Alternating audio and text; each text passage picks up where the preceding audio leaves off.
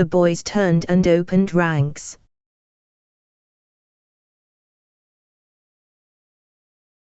And Jenny found herself face to face with a tall, dark-haired boy in a blue, sleeveless shirt with a red star embroidered in front.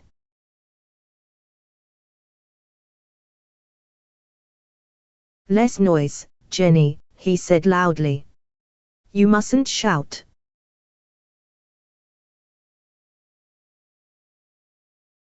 "No one's going to hurt you."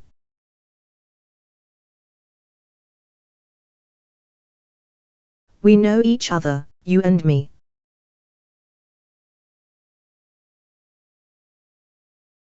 "I'm Timur."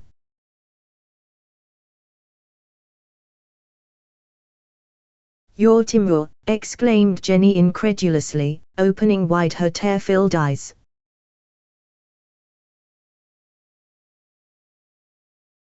"You mean it was you who covered me with a sheet last night?"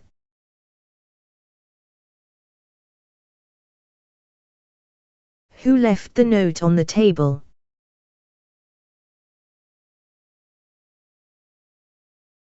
"Who sent off the wire to Dad and had the key and receipt brought to me?"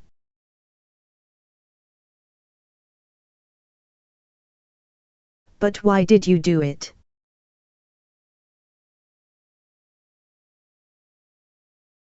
"How do you know who I am?"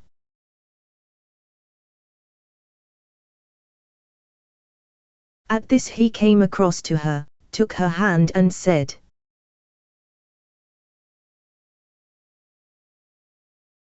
"You'd better stay here with us now.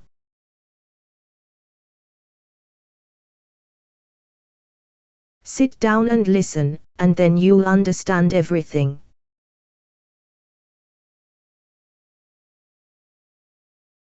The boys settled themselves on the sack-covered straw around Timur, who had spread out in front of him the map of the estate.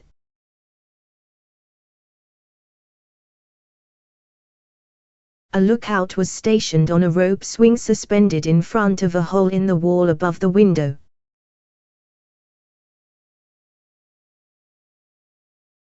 From his neck dangled a pair of dented opera glasses.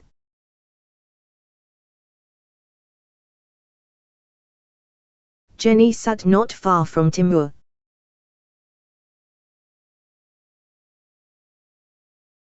And gave all her attention to the proceedings of the conference.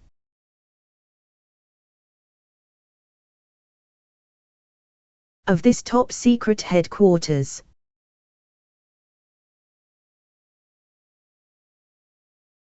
Timur was speaking.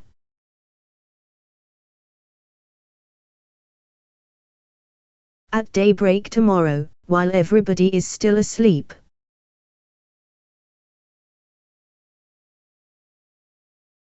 Kolokol and I will repair the lines he pointed to Jenny, broke."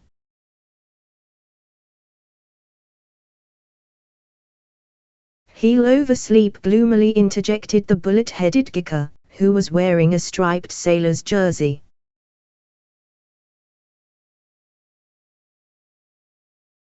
"He only wakes up for breakfast and lunch."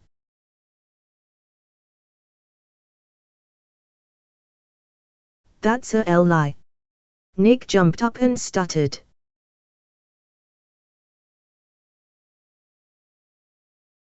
"IG get up with the first ray of the sun."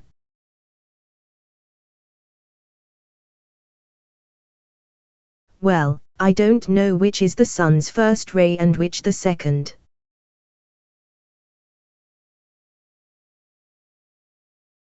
"But I do know he'll oversleep," Gika retorted stubbornly.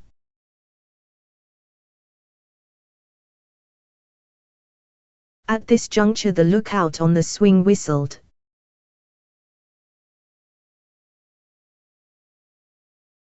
The boys sprang to their feet.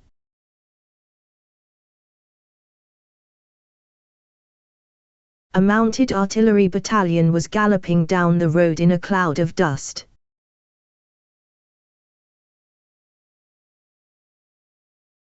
The powerful horses, in heavy harness of leather and metal,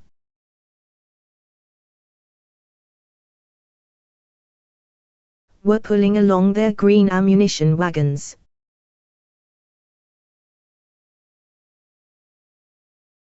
And tarpaulin-covered cannon at a spanking pace.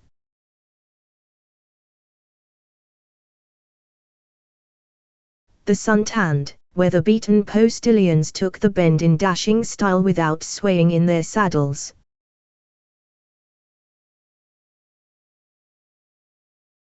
And, one after another, the batteries disappeared into the woods.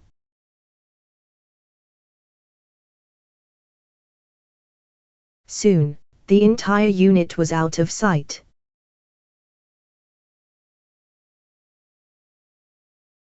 "They're headed for the station to board a train," Nick explained importantly.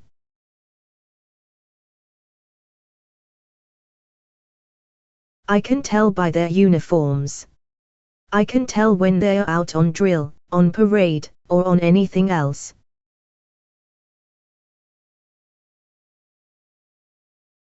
"You just keep your eyes open and your mouth shut." Gicker stopped him. "We've got eyes too."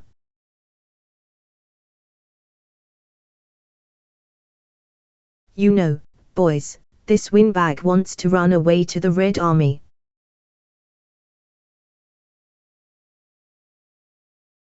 "You can't do that," Timur intervened. "It won't wash."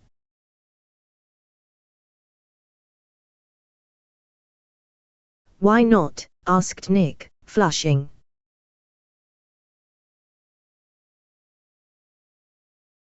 "How come boys always used to run away to the front?"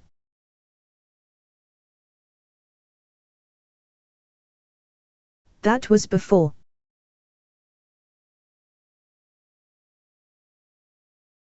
"And now the officers and other bosses have strict orders to kick out all the kids."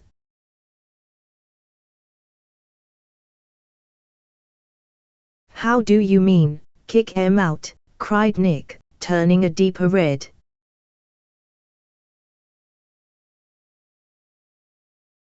"You mean their own side?"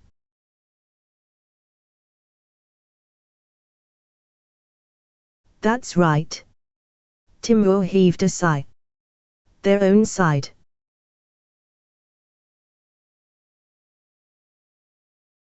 "And now, fellows, let's get down to business."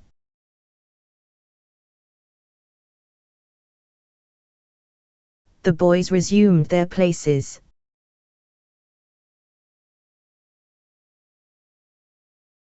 "Unidentified boys have been stealing apples from the garden of number 34 Crooked Lane."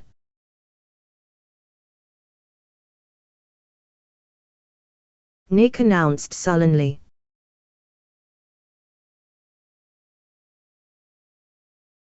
"They broke 2 branches and trampled all over a flower bed."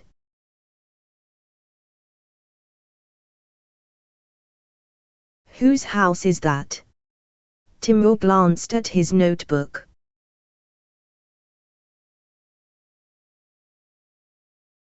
"It's Kryukov the soldier's."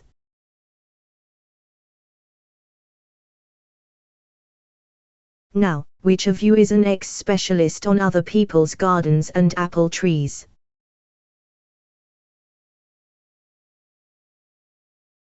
"Me," muttered an embarrassed voice.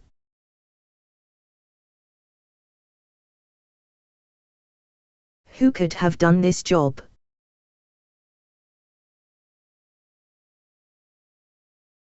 "Kvakin and his assistant, the chap they call Figure."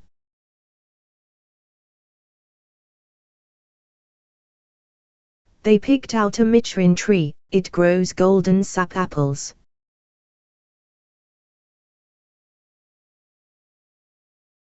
"That Kvakin again."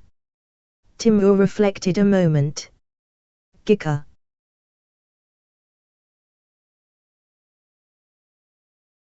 "Did you talk to him?"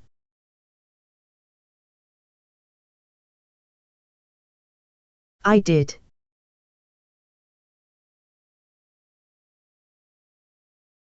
"Well."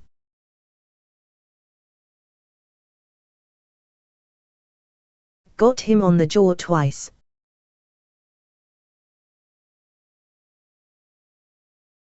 What'd he do?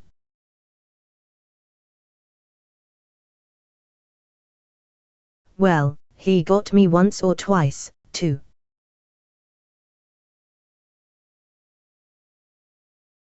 All you can say is I got him and he got me. And a fat lot of good it does.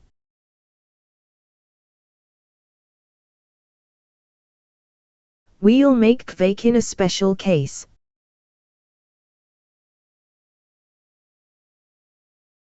Next.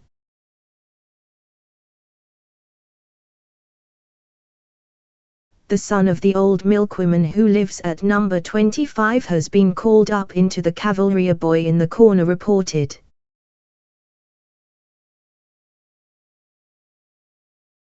Some piece of news. Timur shook his head reproachfully.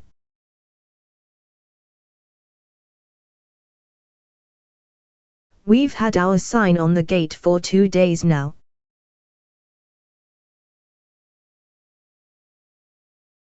Who put it there, you, Kolokolshikov?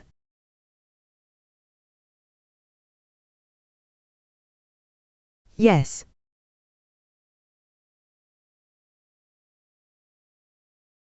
Then why is the upper left point of the star all wavy like a leech?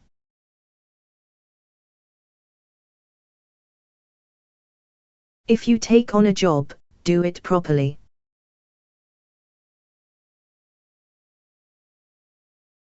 People'll laugh when they see it.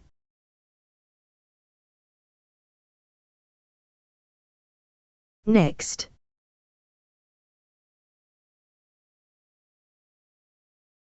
Simon Simerkov jumped up and rattled off his report.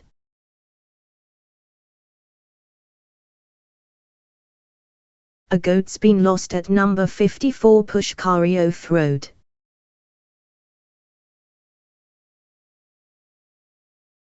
I was walking along when I saw an old woman beating a girl.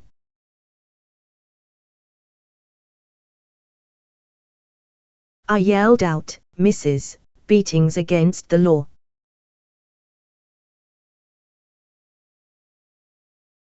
She says, "She's lost the goat, blast her hide."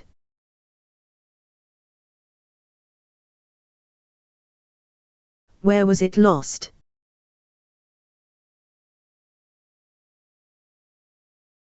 Over there, in the gully back of the woods.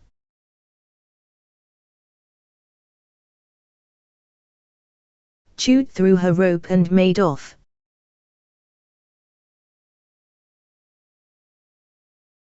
You'd think the wolves clean swallowed it.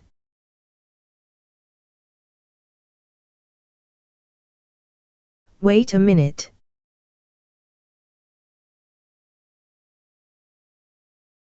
Whose house?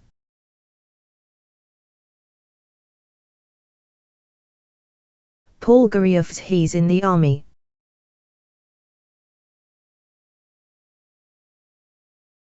The girl's his daughter. Her name is Annie.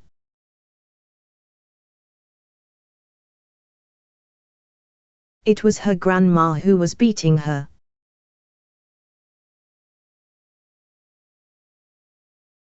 Don't know her name.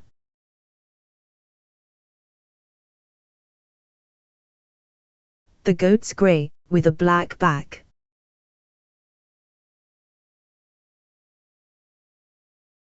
They call it Manka.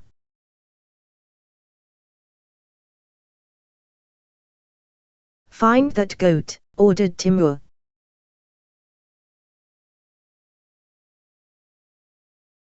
Take a squad of 4, you, and you, and you.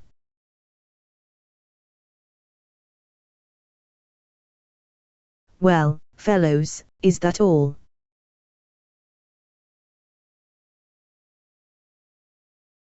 There's a girl always crying at number 22. Gika submitted reluctantly.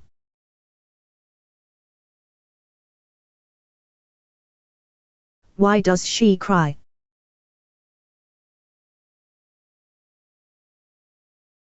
I've tried asking her but she won't say.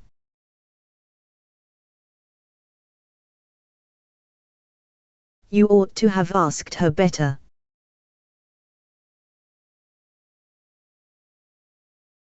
Perhaps someone beats her or treats her badly.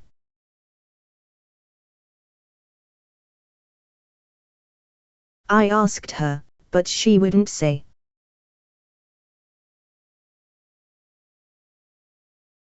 A big girl.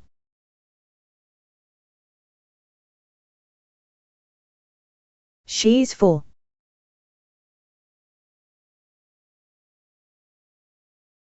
There's a real tragedy for you.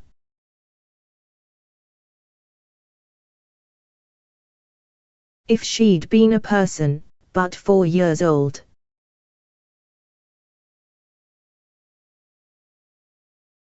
Just a moment though, whose house is that?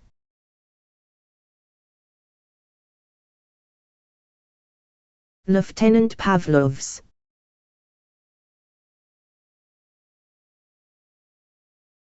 The one who was killed at the frontier not long ago.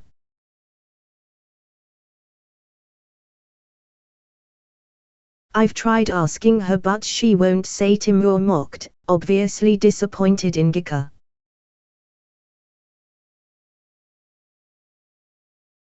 He frowned and thought a while. All right. Leave that one to me.